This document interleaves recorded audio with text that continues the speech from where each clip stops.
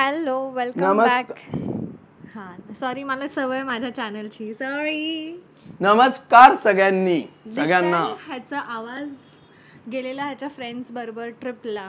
तिथे जाऊन पूलमध्ये किंचाळून आवाजाची वाट लावलेली आहे. तर आणि नेमका आज आहे Q&A व्हिडिओ जो आम्ही रिसेंटली नाही 1 महिना आधीच आम्ही टाकलेला, पण आम्हाला वेळ नाही मिळाला. बट सिन्स आम्हाला भरपूर सारे वेडिंग रिलेटेड क्वेश्चन्स येत आहेत आणि भरपूर आणि आता सगळ्यांचे लग्न पण आहेत फटाफट डिसेंबरपासून, म्हणजे तर सुरुवातच होईल. तर विचार केला पटकन आम्ही हा Q&A शूट करतो, म्हणजे तुमचे काही क्वेश्चन्स असतील ते इथे कव्हर होतील आणि आम्ही आमचे पण ॲड केले जे आम्हाला कमेंट थ्रू मिळालेले आहेत, कमेंट्स और DMs. So let's begin with the video. आणि ह्याचा आवाज गेलाय म्हणून मॅक्सिमम आन्सर्स मी करणार आहे. तू पण कर जिथे तुला काही ओपिनियन असेल. क्वेश्चन तर हा हे माझ्या लाईफ सारखं आहे. Question answer. तर हा सगळे क्वेश्चन्स रीड करेल आणि आमच्या हाईट मध्ये फरक बघा, किती फरक आहे आपल्या हाईट मध्ये. तू असा उभा आहेस. असंच उभा असायचं असतं ना. हे मला नेहमी काय सांगते माहितीये का, असं कर, मी त्याला बोलतो पॉस्चर नीट, असं आणि असं चाल म्हणते. असं करून पॉस्चर नीट होतं. असं कोण चालतं? मी पण अशी उभी होती, बट हे असं केलं असं बघितलं की पॉस्चर आहे बघा, लगेच नीट होतं. यश ओके, मोठा व्हिडिओ जातो आपला Q&A चा, अजून टाइम नको वेस्ट करू. चल start with your first question. Okay, पहिलाच प्रश्न घेऊया. How do you manage your finances before and after marriage and for the marriage? And काय क्वेश्चन्सवरती आम्ही ऑलरेडी व्हिडिओज बनवलेले आहेत, like managing finances after marriage, आम्ही साड्या कुठून घेतल्या, आम्ही खूप मोठा व्हिडिओ होतो आपला. हॉलचा हॉलचा खर्च वगैरे सगळं ते व्हिडिओजचे लिंक्स मी डिस्क्रिप्शनमध्ये ॲड करेल. सो तुम्हाला इन डिटेल तुम्हाला त्यात कळेल. मी त्याच्यामध्ये साड्यांचे जे शॉप्स आहेत त्याचे लोकेशन्सपासून सगळं मी त्या व्हिडिओच्या डिस्क्रिप्शनमध्ये ॲड केलेलं आहे. तर ते सगळे व्हिडिओज तुम्ही चेक करा. तर आता आम्ही ते कवर नाही करणार, बट जे कवर आधी नाही केलेलं आहे ते कवर करू. सो या बिफोर मॅरेजचं आम्ही कवर नाही केलेलं, आफ्टर मॅरेजचं केलं. सो बिफोर मॅरेज तू कसं केलं, तुझं फायनान्स तू सांग, मी माझं सांगेन. मी खूप टायमापासून जेव्हा मला माहिती होतं, आणि माझा आवाजाला सिरियसली घ्या, म्हणजे असं नका तुम्ही मस्करी करतोय, मी सांगतोय खरंच. जेव्हा मला माहिती होतं की मला लग्न करायचंय या टाइम नंतर, आम्ही तसं तर असंच डिसाईड करून चट लग्नात चट सगळं केलेलं. पण आपण चट केलं ना सगळं. ओके, तर मग जेव्हा असं मला वाटायला की आता आपण लग्न करायला पाहिजे 1 वर्षात, तेव्हापासून मी थोडेसे पैसे साईडला काढून ठेवून त्यांचं थोडंसं एक अमाऊंट, आणि त्याला हात नाही लावायचा. ते फक्त लग्नासाठी ठेवायचे. भले तुम्हाला काही होऊ दे, गाडी घ्यायची, घोडा घ्यायचा, काही घ्यायचं, तरी त्याला नका हात लाव. ते लग्नासाठीच वापरा. आणि आई बाबांची मदत याच्याने, आई बाप्पांची मदत यांच्यामुळे असं सगळं कलेक्टिव्हली पैसे जमा करून आम्ही लग्न केलं. आणि माझं मी सांगते मुलींचं स्पेसिफिकली, तर लग्न होऊ दे नको होऊ दे, डिसाईड होऊ दे काय होऊ दे, त्याच्या 2-3 वर्ष आधीपासूनच ना मी माझे छोटे ज्वेलरी घेत होती. तर मी कल्याण ज्वेलर्समध्ये माझे पप्पा ज्वेलरी घेतात. सो तिथे ना अशी स्कीम होती की अशा महिन्याला थोडे पैसे आपण असे टाकायचं, BC सारखं. तू आहे ना मध्ये उभी आहेस. BC सारखं असं असतं, असं स्कीम आहे. तर मी ते करायचे आणि त्याच्यामध्ये आपल्याला बेनिफिट्स पण मिळतात काय की मेकिंग चार्जेस वरती डिस्काउंट आणि हे ते. 1 हफ्ता ते लोक भरतात. 1 हफ्ता म्हणजे जर माझा हफ्ता 5,000चा असेल तर 1 हफ्ता ते लोक भरणार, म्हणजे आपल्याला असं बोनस 5,000 आधीच डिस्काउंट मिळतं असं. सो ते मी स्टार्ट केलेलं. पण त्याचं एकच डाऊन साईड आहे की आपल्याला डिझाईन्स म्हणजे तिकडनंच घ्यावं लागतं आणि आपण कॉईन वगैरे घेऊ नाही शकत, आपल्याला ज्वेलरीज घ्यावी लागते. सो मी आता ते नाही करत. झाले माझी ज्वेलरी 3-4 ज्वेलरी मी तिकडनं त्या स्कीममधून मी बनवत आले. सो लग्नाच्या 3 वर्ष आधीपासूनच मी अंगठी बनवली किंवा छोटासा हार बनवला, इयरिंग्स, मग ते कानपट्टी, हे हळूहळू मंगळसूत्र छोटंवालं हे करत आलेली. आणि लकीली जेव्हा माझं काय बोलतात लग्नाचं ठरत होतं तेव्हा माझा बोनस येणार होता आमच्या दोघांचा. आणि त्या बोनसमध्ये माझा भरपूर खर्च कव्हरअप झाला. म्हणजे माझ्या मम्मीचे कपडे, पप्पांचे कपडे, भावाचे कपडे, माझे कपडे, माझ्या मेकअपवालीचा सगळा खर्च, म्हणजे जो असा एक्स्ट्रा खर्च असतो अदर देन हॉलवरती मध्ये ऑब्व्हियसली मम्मी पप्पांची हेल्प तर लागणारच, एवढं नाही सेव्ह करून ठेवलेलं. सो काही गोष्टी त्यांच्या हेल्पनी आणि बाकी जे असं बाकीचं आहे एंगेजमेंट हे सगळं माझं त्या बोनस आणि माझ्या सॅलरी जी काय मी सेव्ह करत होती थोडी थोडी त्या सगळ्यामध्ये कव्हर झालं. सो तसं आम्ही हे केलं, सॉर्ट केलं. येस. Next question. आणि तुम्हाला मम्मी पप्पांची मदत लागू शकते, याच्यात काय मोठी गोष्ट वाईट वाटून घ्यायची गोष्ट नाहीये. तू नको बोलू. Where will I get good sari collection? Sari कलेक्शनची व्हिडिओ मी लिंक करेन. तर मी सगळ्या साड्या ठाण्यामध्ये जे एक मार्केट आहे तिथे NKT कॉलेजच्या इथे एक दुकानं आहेत, तिकडनंच मी सगळ्या साड्या घेतलेल्या आहेत. सो ती लिंक तुम्हाला डिस्क्रिप्शनमध्ये मिळेल. ओके, तू मला सांग तुला काय बोलायचं, मी कन्व्हे करते त्यांना. Next question. Did you do any parlour treatment before your wedding? और मी आणि मी वेडिंगचे काही टिप्स आहेत, ब्युटी टिप्स, त्याच्यासाठी मी माझ्या ब्लॉग चॅनलवरती व्हिडिओ बनवलेला आहे, त्याची पण मी लिंक टाकेन. बट एक शॉर्ट असं द्यायला, मी काही ट्रीटमेंट्स केले नव्हते, मी साधं क्लीनअप केलं नव्हतं, काही केलं नव्हतं, मी माझ्या ओरिजिनल फेसमध्ये होती. आणि मी तुम्हाला पण रेकमेंड करेल की तुम्हाला अगदीच वाटत असेल तर करा. मी फोर्स नाही करू शकत, पण फायदा नाही होत बिकॉज ते टेम्पररी असतं. त्याच्यानंतर परत आपण बॅक टू स्किन होते आणि तेव्हा आणि टेम्पररी सोडा, जर तुम्हाला काय ॲलर्जी वगैरे पण झाली तर काय कशाने, तर तुमची नॅचरल स्किनची पण वाट लागू शकते. आणि माझ्या फ्रेंड्स असं झाले, त्यांनी ब्युटी पार्लरची ट्रीटमेंट घेतली, बट आफ्टर मॅरेज 2-3 मंथ्स नंतर तिला जास्त पिंपल्स यायला लागले. देन आय वॉज लाईक की नाही, आपण ह्या सगळ्यात नाही पडायचं आहे. तर मग बिकॉज एनिवेज आपण मेकअप करतो आणि फोटोग्राफरचा फिल्टर असतो, सो सगळं मॅनेज. बेसिक स्किन केअर काय आहे? बेसिक ब्राईडचा, ग्रूमचा विचारला नाही, कारण ग्रूम इज ऑलरेडी सो ह्याने काही केलंच नव्हतं ग्लोईंग. फ्रेमच्या बाहेरचं. बेसिक जे आहे ब्राईडने केलेलं, तर ते मी म्हणजे कोल्ड वॉटरने फेस वॉश करत होती. सेकंड, मी माझ्या स्किनला मॉइश्चराईज ठेवत होती. Sunscreen is important. आणि जेव्हा मी बोलते कोल्ड वॉटर, ते कारण की पफिनेस वगैरे थोडासा तुम्ही वेट लॉस, जर तुमचं वेट असेल भरपूर, म्हणजे माझं असं होतं, माझं फेस फॅट इथे दिसत होतं खूप, इथे असं पफी वाटत होतं, तर थोडंसं फेस फॅट कमी केलं मी थोडंसं इंटरमिडिएट फास्टिंग करून. इंटरमिटेंट फास्टिंग करून, जे मी सगळ्यांना रेकमेंड नाही करत बिकॉज काय कायना सूट होतं, काय कायना नाही होत. सो ते मी फॉलो केलं. आणि बेसिक असं काहीच केलं नाही. पिंपल्ससाठी मी ते क्लिंडामायसिन आणि निकोटिनामाइडवाला जे कॉम्बिनेशनचं जेल आहे ते मी यूज करत होती. लिप बाम कंटिन्यू यूज करत होती. आणि मी लग्नाच्या आधी काहीच मेकअप करत नव्हती बिकॉज कधी कधी असं ना, मेकअप ब्रश आपण यूज केला किंवा कोणत्या फाउंडेशनने कधी ॲक्ने होतं, तर हे सगळं अवॉइड करायला मी फक्त मॉइश्चरायझर आणि स्किन केअर यूज करत होती.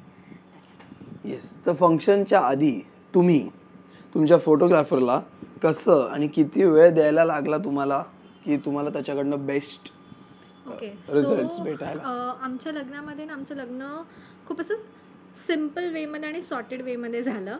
तर आमच्या फोटोग्राफरनी, जो खूप चांगला होता, त्यांनी आम्हाला सांगितलं, वेडिंग्स बाय रुपेश कदम. तर त्यांनी आमचे फोटोज एवढे छान काढले, त्यांनी एवढे आरामात काढले. त्यांनी आम्हाला सांगितलेलं की या टाईमला ये. त्या टाईमला आम्ही गेलो. आमचं लग्न थोडंसं फोटोग्राफीमुळे लेट स्टार्ट झालं. आम्ही फोटोशूट लग्नाच्या आधीच केलं. 1.5 hour आम्ही फोटोशूटसाठी साईडला काढलेलं. त्याच्यानंतर आम्ही हॉलवरती गेलो, लग्न झालं आणि मग ते मंडपात त्यांनी ते जे फोटो काढत होता ते सगळं.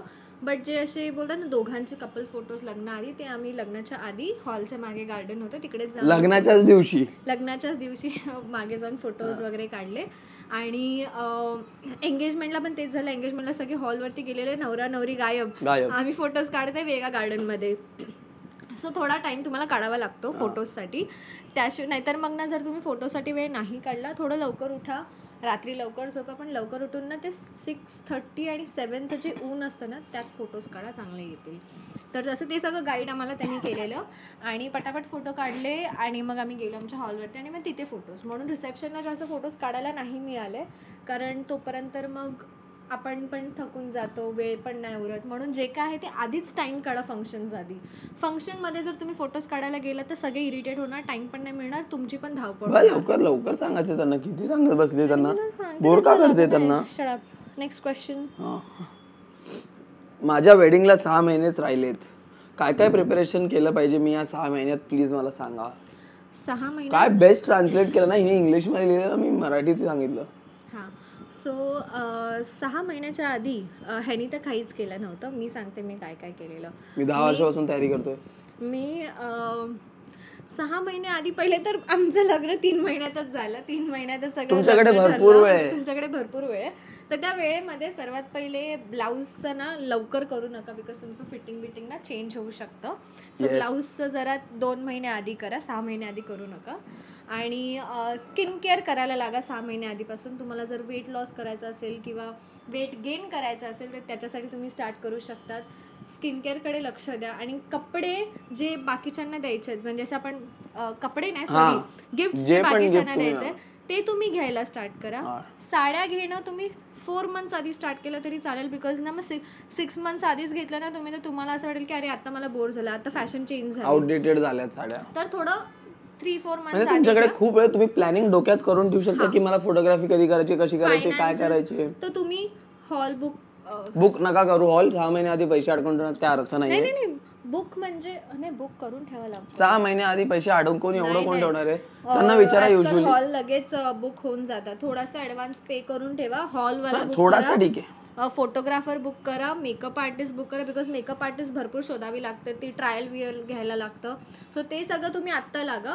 तुमचे कपडे, फॅमिलीचे कपडे, ते सगळं तुम्ही 3 मंथ्सच्या ह्याच्यामध्ये ठेवू शकता. सो तुमच्याकडे यू हॅव लॉट ऑफ खूप वेळ तुमच्याकडे.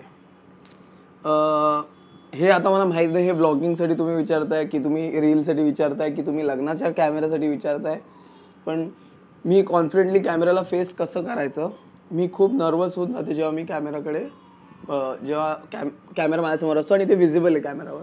सो जेव्हा आपण शूट करतो, पहिली बात तर listen to what photographer is saying. मी पण कधीच ना कॅमेरासोबत फोटोशूट केला नव्हता माझ्या होल लाईफमध्ये. आणि लाजू नका. ह्यानी पण. आणि फोटोग्राफर तुम्हाला बोलेल असं हात ठेवा, तसं हात ठेवा, सगळं ऐका. ते ना बरोबर तुमच्यामधनं बेस्ट काढून घेतात, बिकॉज त्यांचं पण ते काम आहे ना, त्याच्यानंतर त्यांना पुढे काम मिळणार अजून ते बघून. सो स्माइल ठेवा सतत. आणि मी तर तुम्हाला एक टिप देईन की पूर्ण टाइम विधी पण जर तुम्ही करत असाल ना, कोण बोलते स्माइल करा नका करू, तुमच्या फेसवरती स्माइलच ठेवा, बिकॉज ते फोटोजमध्ये दिसणार आहे. अशी तरी ठेवा, बिकॉज ते कंटिन्यू फोटोमध्ये दिसणार आहे. नाही तर मग फोटोमध्ये असे दिसाल तुम्ही. अशी मी दिसत होते, कारण म्हणून मी तुम्हाला सांगते. आणि मी काय मासा दिसत होतो, आणि मला फोटोग्राफर स्माइल कर शिवानी, स्माइल कर शिवानी, असं करत होता. आणि येस, ते ना तुम्हाला फोटोज दाखवतील. आणि जर तुम्हाला हवं असेल ना तर तुम्ही आधीच काही फोटोज पिंटरेस्टवरती बघू शकता आणि ती तुम्ही प्रॅक्टिस करू शकता पोस्टची घरी, की तुम्हाला फेस कसा ठेवायचा आहे. तुम्ही हे बघू शकता की कोणत्या अँगलने तुम्ही छान दिसतात, कोणत्या साईडची स्माइल तुमची चांगली दिसते, किंवा कधी कधी असं होतं ना माझा हा अँगल चांगला नाही, हा अँगल चांगला आहे. तर हे सगळं तुम्ही कम्युनिकेट करा ते त्या टाईमला, आणि हे तुम्ही आधी एक्सप्लोर करा. सो या, त्याच्याने तुम्ही कॉन्फिडंट दिसाल. आणि कॉन्फिडंट राहा. तुम्ही खराब दिसत जरी असाल, कॉन्फिडंट राहा. मला एकच फोटोमध्ये सगळं दिसतं. लाज वाटणार तुम्हाला थोडीशी जर तुम्ही गार्डन मध्ये चालले, 4 लोक फिरतात आणि तुम्ही अशी उभे. बट इग्नोर करा आणि करून टाका, कारण तुमचं लग्न आहे, त्यांचं लग्न नाही. पहिलं परत हा फोटोशूट नाही होणार आहे. मी हसणं थांबव, मी त्यांना दाखवतो हसायचं कसं. आणि तुम्हाला ब्लाऊजच्या एम्ब्रॉयडरी बद्दल काय वाटतं? आरी वर्क, मी कन्फ्युज्ड आहे ह्याच्याबद्दल. I have no idea what aari work is. म्हणजे मी जे माझ्या चॅनलवरती ब्रायडल मिस्टेक्स जे दिले व्हिडिओ केलाय, त्याच्यामध्ये मी हा पॉईंट पण मेन्शन केला. मी माझ्या एंगेजमेंट, पूजा, विधी, रिसेप्शन कोणत्याच ब्लाऊजला मी एम्ब्रॉयडरी वर्क, आरी वर्क केलं नव्हतं, बिकॉज जर तुम्ही केलं तो परत ब्लाऊज तुम्ही कुठे घालू नाही शकणार आणि त्यामुळे तुमची साडी पण पडून राहणार. बेटर आहे नॉर्मल राहा, तुम्हाला पण ते हेवी फील होईल आणि तुमचं सगळं लक्ष असं. पण जर तुम्ही सगळं तामझाम इकडे केला ना, हेवी ज्वेलरी, हेवी ब्लाऊज, तर सगळं लक्ष तिकडे जातं, फेसकडे कोण बघत नाही. त्यापेक्षा हे सिम्पल ठेवा, सगळे तुमच्याकडे बघतील आणि ते जास्त चांगलं वाटेल. सिम्पल ठेवा, मग ते बरं तुम्ही रियूज पण करू शकता, बिकॉज एका दिवसासाठी एवढं आरी वर्क म्हणजे का करायचं, सिम्पल राहू शकतो आपण. आणि लोकांनी परत विचारलं की तुमचा लग्नाचा टोटल खर्च किती झाला, तर आमचा खर्च तर डिस्क्रिप्शन ठीक आहे, पण खर्च असं आहे ना, तुम्ही काय करायचं पहिलेच सगळं बघून. आता ही कशी बोलली 6 महिने तुमच्या कोणतरी एक होतं ज्याच्याकडे 6 महिने आहेत लग्नाला, तर 6 महिन्यात तुम्हाला माहिती तुमच्या हॉलचा खर्च किती होणार, तुमच्याकडे सोन्याचा खर्च किती होणार आहे, तुमच्या फोटोग्राफरचा खर्च किती होणार, तर ते तुम्ही बजेट बघून तुम्ही डिसाईड करू शकता. सगळ्या बजेटसाठी सगळं मिळतं. तर मग आमचं बजेट आम्ही पण हेच केलं. 6 महिने. सर्वात मोठी गोष्ट, जर तुम्ही लग्न करताय आणि करायला अजून प्लॅनिंग करताय किंवा प्लॅनिंग पण केली नाहीये, ज्वेलरीजची प्लॅनिंग आधीच करा. गोल्ड रेट वाढत जातं, so it is always better to buy your jewelleries. जर तुमचं लग्न पण ठरलं नसेल तरी सुद्धा, जे आम्ही दोघांनी केलं, तर आधीच बाय करून ठेवा नंतर, बिकॉज ना लास्ट मोमेंटला असं होतं ना की आपलं बजेट हलतो. हो. दिस इज नॉर्मल. बफर मध्ये 1 लाख वगैरे असं चालून झालं की मी एवढा विचार केला 5 लाख होणार आहे तर तिथे 6 लाख झाले, 6.5 लाख झाले, असं होऊ शकतं. आणि हॉलमध्ये पण ना म्हणजे आता जुगाड करायला आम्ही काय केलेलं माहिती आहे, हळदी सेपरेट करणार, हा सेपरेट जागेकडे, मी सेपरेट जागेकडे, पैसे वाजवणार त्यापेक्षा एकदाच हळद आणि एंगेजमेंट एकाच कडे करा. आम्ही सगळं तोडून टाकलं जे असतं की हळद वेगळी वेगळी होते, काय काय वेगळं वेगळं होतं. आम्ही काय नाही, आम्ही एकच करणार. आणि ह्याच्या मागे ना कुठेतरी माझंच डोकं होतं. हीच मी बोलतो माझं होतं. म्हणजे आमचं होतं की फ्रेंड्स पण सगळे सेमच आहे, तिकडे हे अटेंड करणार, तिकडे अटेंड करणार, बेटर आहे की एकीकडे सगळं करूया. म्हणून हळदीचा तेवढा आमचा खर्च वाचला, कारण की एंगेजमेंट आणि हळद एकाच दिवशी केलं, प्लस दोन्ही टाइमचा जेवणाचा खर्च वाचला, बिकॉज एकाच टाइमला जेवण द्यावं लागलं. आणि आमच्यात आणि मी हॉटेलमध्ये केलेलं हळद आणि हे. तर मग असं झालं ना की हॉटेलमध्ये जेव्हा तुम्ही काही फंक्शन करतात तेव्हा ते तुमच्याकडनं हॉलचे पैसे नाही घेत, फक्त डिशचे पैसे घेतात. तर मग असं झालं की अरे सब सॉर्टेड आहे, तेच तुम्हाला सर्व करणार आहे. बिकॉज मग असं होतं ना की अरेंजमेंट करा, हळदीसाठी वेगळी अरेंजमेंट करा, असं काहीच नव्हतं. तेच सर्व करणार आहे, तेच डेकोरेट आणि अशा भरपूर हॉटेल्स आहेत ते तुम्हाला हॉल पण देतात आहे. रंगला पंजाब, 27 यार्ड्स, इथे आहेत भरपूर रेस्टॉरंट्स आहेत ज्यांचे स्वतःचे हॉल आहेत, जिथे बर्थडे पार्टीज वगैरे होतात, तिथे तुम्ही करू शकता. जर तुमचे फक्त 100-150 लोक आहेत तर तुम्ही त्या एरियामध्ये तुमचं एंगेजमेंट वगैरे करू शकता. सो म्हणून आम्ही हे डोकं लावलं की एकाच टाइमला सगळं करूया. आणि हॉलमध्ये केलं की कसं आपल्याला डेकोरेशनचं काही विचार नाही करावा लागत. बिल्डिंगमध्ये जर तुम्ही हळद बिळद करत असाल तर डीजेचा काही प्रश्न नसतो, सगळं तिकडे असतं. ते लोक आपल्याला आवरावं पण लागत नाही, सगळं त्यांनाच करायचं, आपल्याला फक्त पर प्लेटचा हिशोब द्यायचा त्यांना. तुम्ही अशी कुठली फेशियल ट्रीटमेंट आहे का जी तुम्ही वेडिंगच्या आधी केलेली किंवा एंगेजमेंटच्या आधी केलेली? काही नाही केलेलं. मला तर गरजच नाही, तुम्ही बघू शकता. Next question. ओके. किती दिवस आधी मेहंदी काढावी लागते मॅरेज आणि एंगेजमेंट साठी सगळ्यासाठी? तर माझी एंगेजमेंट होती 3rd ला, माझं लग्न होतं 5th ला. तर मी माझी मेहंदी काढलेली 1st ला, नाही 2nd ला काढली ना मी. नेक्स्ट डे माझा 2nd ला काढली मी, 1 दिवस आधी माझ्या एंगेजमेंटच्या.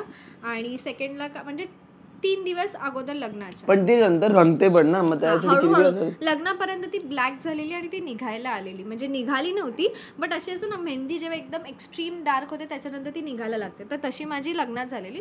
एंगेजमेंटला मस्त असा रेडिश ब्राऊन कलर होता. सो येस, 2nd ला मी मेहंदी प्रोग्राम ठेवलेला. मला हा प्रश्न खूप आवडला हे ज्यांनी विचारलंय. किती सारी आपण चेंज करतो पुण्यवचन, लग्न, रिसेप्शन, अजून काय काय कुठे कुठे सारी? मला असं होतं की मला पुण्यवचन विधीला वेगळी साडी नेसायची होती जी मामाकडनं येते, आणि जेव्हा आपण हार घालतो तेव्हा वेगळी. तर मग मी 2 साड्या ठेवलेल्या, तुम्ही एकाच करू शकतात. म्हणजे माझं असं होतं की स्टार्टिंगला आमचे विधी ब्राह्मण आणि कोकणी मिक्स होते, सो आम्ही तसं भटजीसोबत थोडं बोलून बिलून तसं केलेलं. म्हणून स्टार्टिंगला पण मी चांगलीच साडी नेसलेली, बिकॉज ब्राह्मण लोकांचे पण काही वेगळे विधी असतात जे अगोदर असतात, मग त्यात पण चांगलं दिसायला. आणि मग नंतर हारसाठी वेगळी साडी. मग ती मला असं होतं की मला रेड कलरची साडी नेसायची होती आणि मामाकडनं पिवळी साडी मिळते, म्हणून मग मी तसं केलेलं की आधी घरातून निघताना मी येल्लो प्रॉपर नटूनच निघालेली. मग तेव्हाच मी फोटोशूट वगैरे केलं आणि मग मी लग्न वगैरे सगळं झाल्यानंतर आम्ही हाफ एन आवर ठेवलेलं, ज्यात जाऊन मी चेंज करून रेड साडी घातली आणि मग मी हारवाला. अजून एक मला आवडलेला प्रश्न, व्हेरी गुड, कारण माझी हीच स्थिती झाली असती, मी तुमच्या जागी असतो तर. मला एवढं कन्फ्युजन आहे, काय विचारायचं हे सुद्धा कळत नाहीये. कन्फ्युजन होऊ शकतं. सो एक ना डायरी घ्या, तुमच्या नवऱ्यासोबत बसा. आता आमच्या टाइमला असं होतं की आम्ही सगळं करत होतो, म्हणजे आई वडील आजूबाजूच्यांचं जास्त हे म्हणजे मम्मी पप्पांचं त्यांच्यावरती सोडलं ना, तर मग माझं मी चूजी आहे. प्रॉब्लेम हा आहे की मी चूजी आहे, सो मी ह्याच्यावरती पण नाही ठेवलं, पेरेंट्सवरती पण नाही, सगळं मी मॅनेज करत होती. तर मग मला माझ्या टाईपचा हॉल हवा होता, माझ्या टाईपचं फूड हवं होतं, सगळं अरेंजमेंट माझ्या टाईपचं हवं होतं. सो मी ह्याच्यासोबत दररोज रात्री 1 तास 1.5 तास आम्ही कॉलवरती बसायचो. हा डायरी घ्यायचा, मी डायरी घ्यायची, त्याच्यामध्ये. आणि मुलींना कधी कधी रडायला येतं, खूप टेन्शन येतं की बाबा की मी काय करू, मला कळत नाही मी कुठून काय करू. झालं. तर मग आमचं असं होतं की आम्ही सगळा खर्च एकत्र केला. एंगेजमेंटचा खर्च, हळदीचा खर्च, हॉलचा खर्च, सगळा खर्च जो असा होता तो आम्ही दोघांनी मिळून केलेला. कारण आमच्या दोघांचं लग्न होतं. हां, फक्त कपड्यांचा खर्च ह्याचा मी माझा असा करत होती आणि काय गिफ्ट्स वगैरे द्यायचं ते सगळं आपापलं, बाकी सगळं आम्ही एकत्र. सो मग आम्ही असं बजेट काढायचो की तुझं बजेट काय, माझं बजेट काय, मग आपण एवढा बजेट आपण ह्याला टाकू शकतो का, हळदीला केवढा टाकायचं. तुम्हाला माहिती आहे लिटरली एंगेजमेंट आणि हळदसाठी आम्ही फक्त 1 लाख काढलेलं, त्याच्यामध्ये आम्हाला सगळं करायचं होतं आणि त्याच्यामध्ये सगळंच झालं आणि ती एंगेजमेंट खूप ग्रँड झाली आणि चांगली बेसिकली झाली. तुम्हाला कन्फ्युजन आहे की तुम्हाला विचारायचं काय, तुम्हाला फक्त एवढं बघायचं की माझे कपडे, माझा हॉल, माझं सोनं आणि माझं लोकांना येणारं नाही सॉरी लोकांना देण्याचे गिफ्ट्स वगैरे सगळं सॉर्टेड आहे का. आणि या सगळ्या गोष्टी आधी बघा, स्वतःच्या गोष्टी मेहंदी, नंतर बघा. सॉरी अजून विसरलो, मेहंदी, फोटोग्राफर, तुमचे कपडे. आणि एक सांगू शकते मी, जर तुम्ही फ्रेंड्स वरती डिपेंडेंट राहू शकतात तर राहा. हो, खूप मी इम्पॉर्टंट माझ्या आहे. मेहंदीचं मी जन्मदाला दिलेलं, मला ओपिनियन्स हवे होते की मी हेअरस्टाईल कसे करू, मी माझ्या फ्रेंड्सकडे सोडलं की तुम्ही मला ऑप्शन्स द्या, मी चूज करेन. तुम्ही जिकडे डोकं नाही टाकू शकत ना तिकडे, किंवा जे जास्त इम्पॉर्टंट नाही की बाबा ह्याच्यात मी माझं अख्खं डोकं नाही आता हे करू शकत, तर नका टाकू.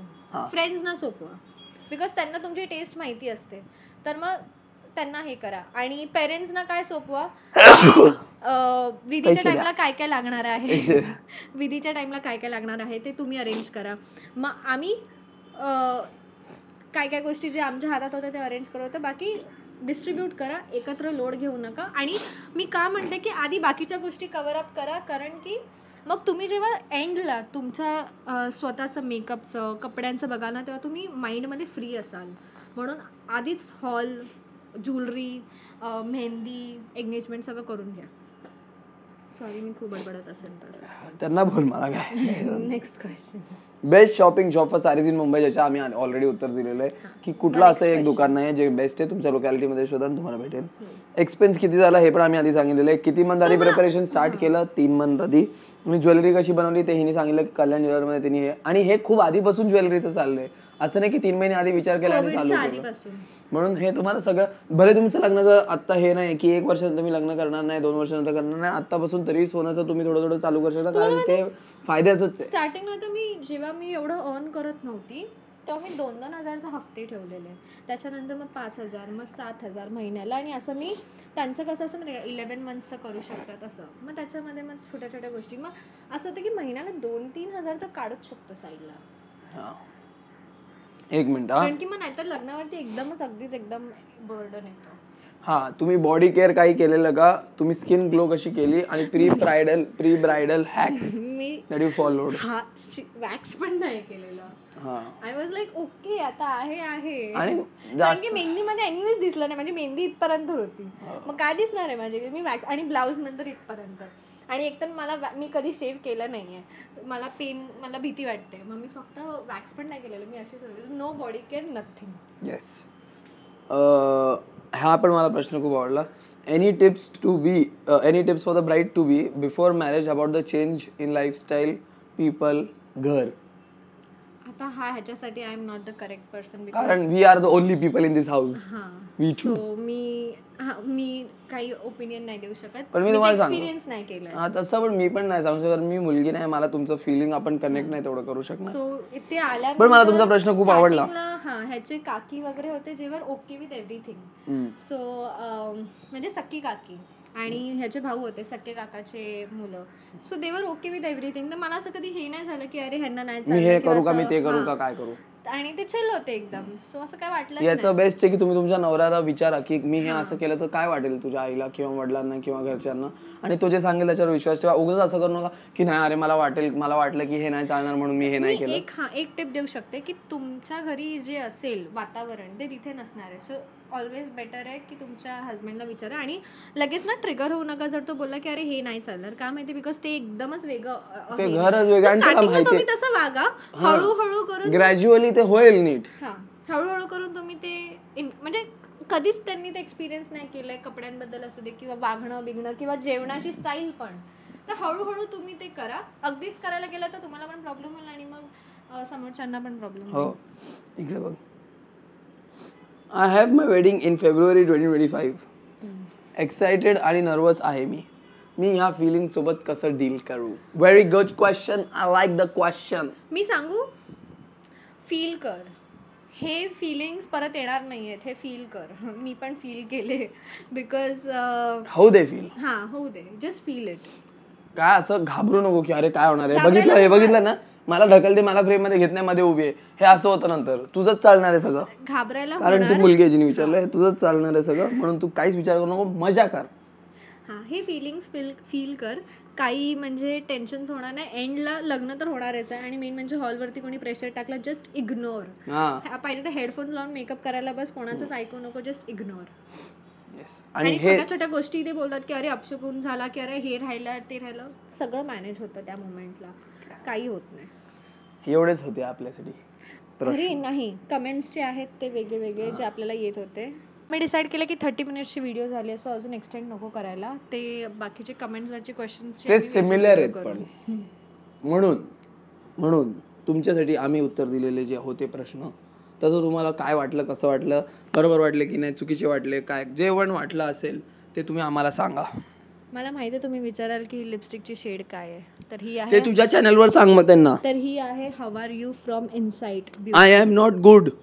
थांब ना, हाऊ आर यू लिपस्टिकचा शेड आहे इनसाइड, खूप मस्त आहे, एकदम अफोर्डेबल लिपस्टिक आहे आणि क्रीमी आहे, मॅट पण आहे आणि स्वॉच पण होत नाही, सॉरी ट्रान्सफर पण होत नाही. माय फेवरेट लिपस्टिक. तर या, दॅट वॉज ऑल. येस. आज मी सनसिल्कने केस धुतले, माझ्या मम्मीकडे गेलेली मी काल धुतले आणि कंडिशनर पण लावलं नाही. सनसिल्क शॅम्पू एवढं छान आहे, मला माहिती नव्हतं, पण खूप असं आय डोंट नो, पण खूप छान वाटतात केस, म्हणजे सिल्की. चला या, मग असेच आमचे व्हिडिओ बघत राहा. तुम्हाला काय अजून प्रश्न असतील किंवा आम्ही काय नवीन करायचं असेल ते आम्हाला कॉमेंटमध्ये सांगा, आम्ही कॉमेंट वाचतो. आणि जर तुमच्या कॉमेंटला आता फिलहाल रिस्पॉन्स येत नसेल तर भरपूर काय करतो, म्हणून वी आर व्हेरी सॉरी, पण आम्ही तुमचे कॉमेंट्स वाचतो. थँक्यू आम्हाला कॉमेंट केल्याबद्दल आणि व्हिडिओ आणि हा बघितल्याबद्दल. Dress we love you. झुडिओचा आहे. आणि ही माझी पॅन्ट घरातली आहे. हा बोला, हा अशा कपड्यांमध्ये ब्लॉग बनवतो मी अशा. का मी किती प्रोफेशनल, मी आंघोळ करून आलोय. आवाज तू बोलू नको. ओके. चलो बाय.